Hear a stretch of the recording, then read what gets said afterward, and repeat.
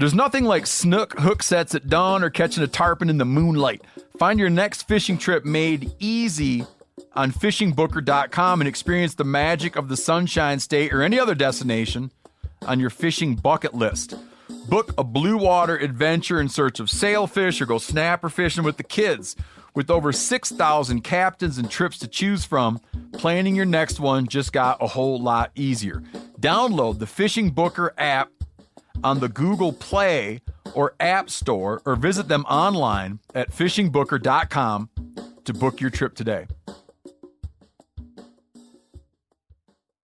This festival and concert season will be all about the boots, and Tecovas is your stop before attending your concert. All Tecovas boots are made by hand in a time-honored tradition with timeless styles that are always on trend. And Tecovas has first wear comfort with little to no break-in period. I wear mine every time I go out, especially to a concert. Stop by your local Tecovas store, have a complimentary drink, and shop new styles.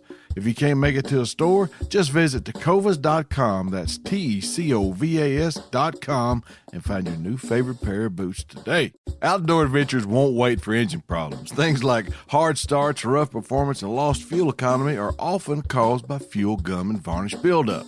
Seafoam can help your engine run better and last longer. Simply pour a can in your gas tank. Hunters and anglers rely on Seafoam to keep their engines running the way it should the entire season. I do.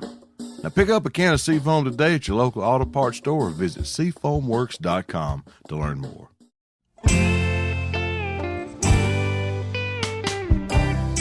Welcome to This Country Life. I'm your host, Brent Reeves.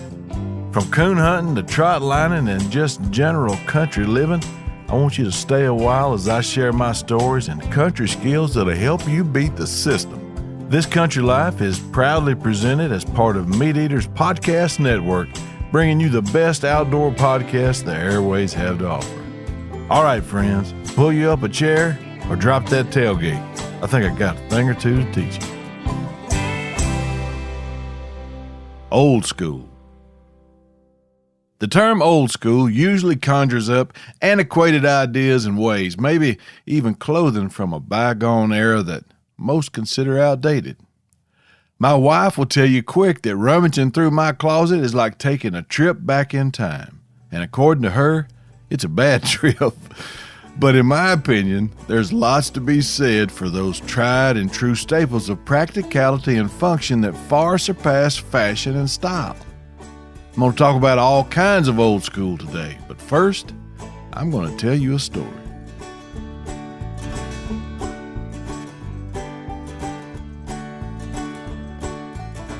It was common old school practice where I grew up for folks to occasionally take it upon themselves to burn the woods off. Now, back before timber companies put their force into regular burn cycles and management plans other than harvest, the locals would help them out and do it themselves. Now, the old school term for that was burning off the woods. The new, more acceptable and probably accurate term for that is called arson, and it's greatly frowned upon, and for good reason. Controlled burning has been an important forestry tool for a long time. During certain times of the year, a good burn helps control the amount of litter buildup, and by litter, I'm talking about leaves and limbs, dead timber, anything else that'll burn, not trash. But when all that stuff is left to build up over the years, it can burn out of control and to the point of becoming a wildfire where timber damage and property loss are a higher risk. By staying ahead of those conditions, you can avoid all those problems. There's plenty more advantages to burning, like regenerating growth, shifting soil nutrients, and removal of undesired plants. That's just to name a few. So with that in mind, let me take you on a journey back in time to when I was just a lad.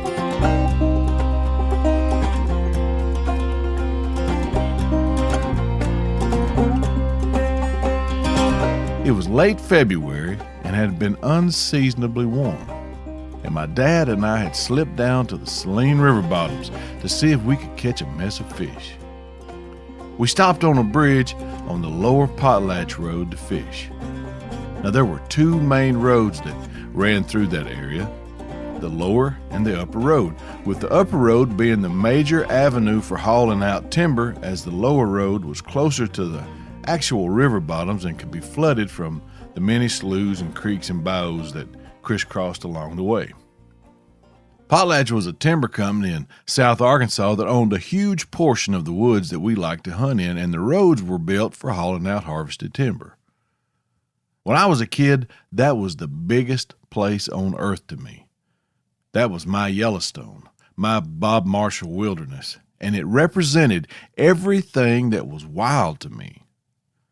The Yellowstone might as well have been on Jupiter, and I'd never even heard of the Bob, as my meat-eater friends in Bozeman refer to it. For that matter, I'd never heard of Bozeman either. But I thought there was no way that they'd ever be able to cut all that timber and we'd have that place to run around in forever. Now, this was way before leasing, and folks honored deer camp claims for deer season, but that was it. Every other critter that bumped around in them woods when it wasn't deer season was fair game to everyone, and there was no place that was off limits. Now, that didn't apply to wild hogs, however, but that's a whole other podcast. But that's the way it had always been, and as far as I knew, that's the way it would always be. I would eventually learn that I was wrong on both accounts, but on this day, all the old school rules still applied. And Dad and I had stopped on the Lake Slough Bridge on the lower Potlatch Road and went fishing. We walked up and down the bank and fishing beside cypress knees and had caught enough fish to fry up a mess for the two of us. We'd scrounged around the barn and dug some worms to fish with because no one had crickets yet, and we had a bad hankering for some fried fish. The plan was to catch some fish and fry them up wherever we caught them. If it was at our first stop or our last one, fish was on the menu. And we didn't take the boat, but we did take a coal bucket, some charcoal, cornmeal, a skillet, onion, taters, oil, and a jug of sweet tea. We were on a mission to eat fish, not go fishing. The slough was up and running water, and it didn't take long for us to catch a mess of fish. We cleaned them pretty quick, and Dad had me to building the fire while he cut the taters up and got the fish mealed and ready to fry. Now, I was working at a fevered pitch and could taste those fish we were about to cook already. Man, it's going to be good. I'd cleared off a small spot beside the bridge and off the road on a dim logging road, a trail really, and I'd kicked away the leaves, sitting the coal bucket down and getting the charcoal doused with lighter fluid and lit. Dad was sitting on the bank of the slough cutting up the taters when I lit the fluid-soaked charcoal that blazed up like a volcano. Woof! I backed up and stared at how high it was burning, and I didn't pay attention to the lighter fluid that had run out on the vents at the bottom of the bucket and had caught the leaves on fire that I hadn't kicked away. A gust of wind later, and the fire had crossed that old dim trail and was lighting the fuse on a huge cane thicket. For anyone not familiar with switch cane thicket, allow me to pontificate. They grow tall and thick, and when they're green, you can't burn them with napalm. But when they're dead and dried out like these were, they burn like Daffy Duck in a Bugs Bunny cartoon. Strike a match and poof, ashes and smoke. They're gone. I took off my jacket and I commenced to whooping the flames that were burning around that charcoal bucket when I saw Dad jump up from the bank of the slough and see that cane thicket explode in a wall of flame. His eyes were big and bugging out of his head in horror. I'd only seen them that big once before when a few years earlier I'd nearly killed him with a truck. But that's a story for another day. Dad broke off a big pine limb and started thrashing that fire in a futile attempt to stop it. It was no use, and he and I both knew it. He kicked the coal bucket over toward the area that had already been scorched to bald earth and chunked the bucket in the back of the truck along with every shred of evidence that we'd been there. The fire had traveled so far away from where it had started that you could barely feel the heat from it, but man, you could see it and you could hear it. That cane was the head of a huge cane and briar thicket that went on for quite a ways and had grown up that thick as a result of the timber being cut many years before. It's probably 5 acres or so, and by now it was roaring pretty good, and the dried cane stalks popping when they built up with gas, and the hollow sections like somebody was shooting a gun. It was just pow, pow, pow, pow, pow, and you could just hear it out there. The good thing was, after about 30 acres or so, that fire had nowhere to go.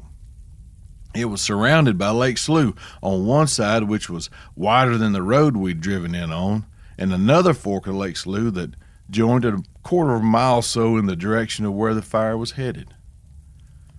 There was nothing we could do but leave, and we did that with reckless abandon. Now, that may sound terrible, but my dad knew that fire wasn't going anywhere, but he also didn't want his son to be branded an arsonist at such a young age. That's a moniker you should earn on purpose, not on accident. Anyway, we skedaddled and went to the house, which wasn't that far away, and I watched that smoke as we got further and further away. It looked like the whole world was on fire. I fretted about that fire, and for good reason. I'd made a mistake, and I was inattentive to everything that I was supposed to be doing. Building a fire was only half of my job. I was also responsible for making sure it didn't burn where it wasn't supposed to. Attention to detail is what wrecks just about everything, or the lack of it, I should say. I kept pestering Dad for us to go check it, and not long after we'd got home, we went back. Just like every criminal returned to the scene of the crime. We did take time to get the charcoal bucket and everything else is out of the truck before we went, just in case we ran into somebody. But it was in the middle of nowhere, and there was no logging going on, and there was no hunting season going on, so the chances of us running into anybody was very remote. The smoke had decreased from what had been an hour ago, and we could see that it was running out of fuel. Dad said it'll be on the bank of Lake Slough before long, and that'll be the end of it. You learned a valuable lesson today, son, and it could have been costly, maybe even deadly, but it wasn't, and that's a good lesson to learn. I felt better about it. The main thing I felt better about was my dad wasn't mad at me, and I hadn't destroyed someone's home or hurt anybody. He said, let's go home and eat some fish. Well, Dad pulled down in that old logging trail where it had all started, and even the charcoal had burnt to the point of blowing away in the wind. He backed out in the road and stopped abruptly, causing me to turn away from that big plume of smoke and see Mr. Junior Williams' truck pulling across the Lake Slough Bridge and right up beside us. Mr. Junior was a family friend, and he had some running dogs and would hunt with Dad a lot, and I'd known him all my life. Mr. Junior was a good man. Mr. Junior raised chickens, and my dad was his serviceman for years, but raising chickens wasn't Mr. Junior's only job. He was also the Arkansas Forestry Commission's County Forest Ranger for Cleveland County. In other words, he was the wildfire police, and he was pulling up beside my dad's truck and rolling down his window. I was going to prison and would never again see the light of day. I would never make it to junior high school, and I would never taste a fried bluegill brim again. My life was over.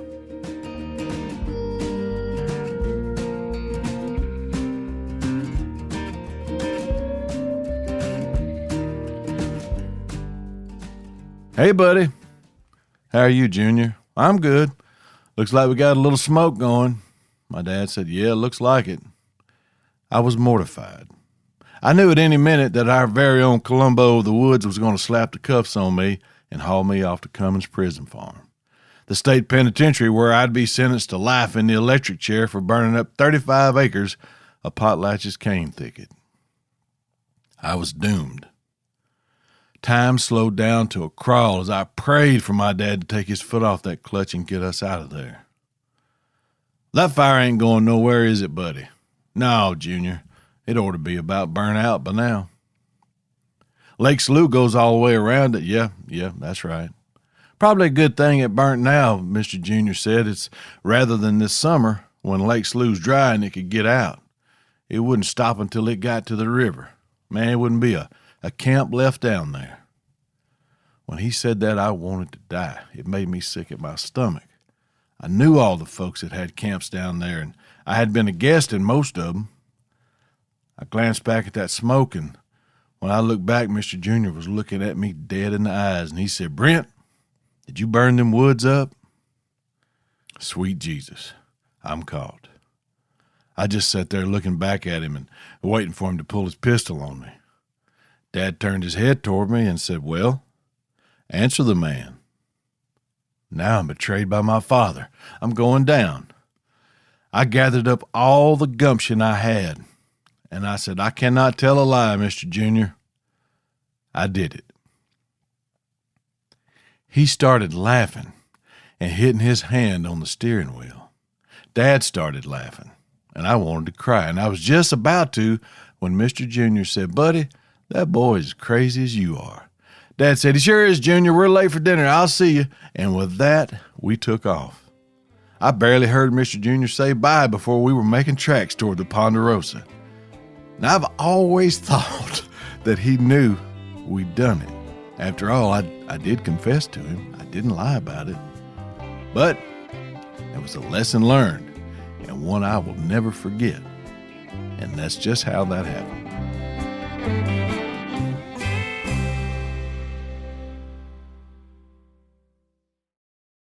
This festival and concert season will be all about the boots, and Tecovas is your stop before attending your next concert.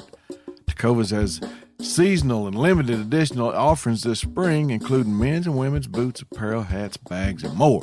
All Tecovas boots are made by hand in a time-honored tradition with timeless styles that are always on trend. And Tecovas has first-wear comfort with little to no break-in period. It's hard to find this level of comfort paired with this level of style. Plus, their direct-to-consumer pricing keeps value on your feet and money in your pocket. I never go to a concert without mine, and it was all they could do to keep me off the stage. Stop by your local Tecovas store, have a complimentary drink, and shop new styles. The smell of fresh leather and friendly staff are at your service. Many stores have leather custom branding to make your boots truly personalized. And with regular live music and events, there's no in-store experience like it. If you can't make it to a store, just visit tecovas.com. That's TECOVAS.com and find your new favorite pair of boots today. There's nothing like snook hook sets at dawn or catching a tarpon in the moonlight.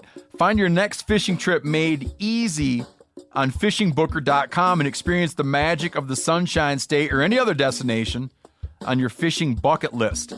Book a blue water adventure in search of sailfish or go snapper fishing with the kids. With over 6,000 captains and trips to choose from, planning your next one just got a whole lot easier. Download the Fishing Booker app on the Google Play or App Store or visit them online at fishingbooker.com to book your trip today. You ever get that feeling you're stuck inside staring at screens and a primal urge kicks in? You crave wide open spaces, fresh air, the chance to connect with the land. Well, maybe it's time to find your own piece of the wild, but searching for property can be a maze. That's where Land.com comes in. They got millions of listings across the country, from mountain ranches to hidden fishing holes. Their search tools are like a seasoned guide helping you narrow down what you want. Land.com isn't just about buying and selling. It's about finding a place to hunt, fish, explore, or simply sit by a campfire and listen to the crickets. So head over to Land.com today to turn one day into today. Because trust me, there's nothing quite like the feeling of standing on your own piece of earth. Old school. It can describe a lot of things, but the main message I get from it is it's a if it ain't broke, don't fix it kind of vibe. There may be a better way to do things that are better and more time efficient, but time to me these days is measured in joy. I can sit down with a wet rock and a case pocket knife and sharpen it all evening, just slowly back and forth, honing that blade to a razor's edge. And I could use any number of sharpening tools and have it done in a matter of minutes, which is more efficient, but not nearly as satisfying or relaxing. I used to sit and watch my dad sitting in his recliner doing the same thing with the very Arkansas stone that I use. I couldn't wait to learn how to do it, and when I did, it's something I enjoy. There's something therapeutic about it. Maybe it's the the sound or the motion that connects me with the past and those memories of watching my dad do it. It's a cheap and harmless pastime, and it serves a purpose because a dull knife is more dangerous than a sharp one. I'm going to say that again so the folks in the back can hear me. A dull knife is more dangerous than a sharp one. You don't agree? Well, hear me out. My brother Tim and I were rabbit hunting one Saturday afternoon when I was 14. We were walking up some old ditches and briar thickets on a friend's farm a couple miles from ours that was covered up in cottontails. We'd shot 2 or 3 when another one busted out on my side of the ditch, and I shot him, but I didn't make a killing shot on him. It was in the middle of a soybean field, and there wasn't a tree or a fence post within a quarter of a mile to knock his head on. So I pulled out my pocket knife, and I was going to quickly give him the old coup de grace to the throat, but my knife was so dull that when I tried to force it into the spot where I needed it to end it quickly, I had to push extra hard, and it slipped from where I had it intended and jabbed it into the palm of my hand that I was holding that wiggling rabbit with, and it sunk in my hand about 2 inches. I laid my shotgun on the ground, swapped hands, and gave the stock a love tap with that rabbit's noggin and ended that portion of the suffering. But I was now bleeding like crazy, and rightfully so, seeing as how I had just stabbed myself. It was a common phrase of my mother's: every time you or your brother opens a pocket knife, you cut yourself. About one more time and I'm going to hide it from you. She wasn't wrong, although this time I had stabbed myself instead of cutting myself, which could be considered a technicality. Tim said, "Mama's going to be mad at you." Well, we ain't going to tell Mama. I looked across that field and there was Clement's Grocery a half a mile away. A country store that friends of our family owned and where Miss Billy Ruth Clements would be working. I'd get her to doctor on me, and that'd be the end of that. "Take me to the store, Tim. Miss Billy Ruth will fix it up." So that's what we did, and that's what she did. She boiled it out with some peroxide, daubed some kind of ointment on it, and bandaged it up with gauze and tape. I swore her to secrecy, and we went back hunting and killed some more rabbits. Now here's the lesson. If my knife had been sharp, I'd have finished that rabbit off in short order. Never hurt myself, and it was my fault that it had all happened anyway, from the poor shot to the dull knife. 2 creatures had suffered needlessly. Shoot straight and keep your knife sharp. Some would say that even toting a knife is old school. And I've talked about it before, and y'all know, the regular listeners anyway, but for the new folks, I carry 2 knives, and one of them used to be a loaner for that sad sack that I would run into that asked to borrow a knife instead of being a man to begin with and having one of his own. I wouldn't loan out my case knife because someone that doesn't care enough to tote one ain't going to use my good one. So I carried a loaner that was anything but a case. Now I got tired of toting a loaner, so I stopped. Now, I didn't stop carrying 2 pocket knives. That'd be weird. No, I carry a case knife in both pockets now, and I don't loan either one of them. That's old school and maybe a little selfish, but I'm drawing the line in the dirt, and it stops right there. What doesn't stop is my affinity for most things old school, and we've just scratched the surface here today, so how about we continue this next week? Well, Brent, I think that's a great idea. You know, this is my favorite time of the year, with the holidays and hunting season in full swing.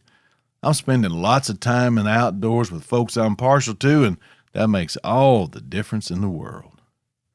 Take the opportunity to invite someone who may not normally have the opportunity to get a chance to do something in the wild, and an opportunity may be all that person needs to shine. I promise you'll get more out of it than they will. I thank y'all for listening and would appreciate it if you shared our show with other folks you think might like it too. Until next week, this is Brent Reeves signing off. Y'all be careful.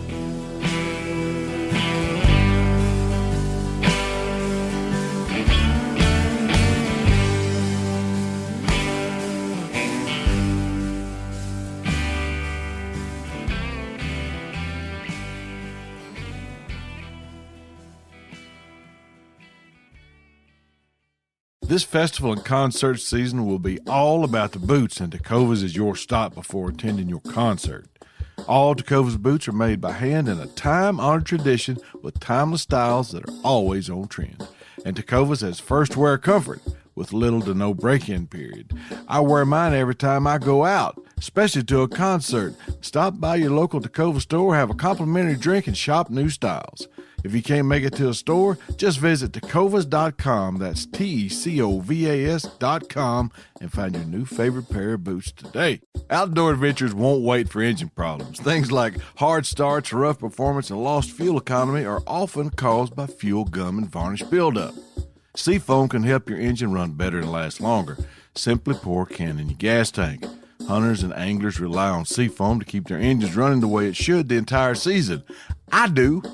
Now pick up a can of Seafoam today at your local auto parts store or visit SeafoamWorks.com to learn more.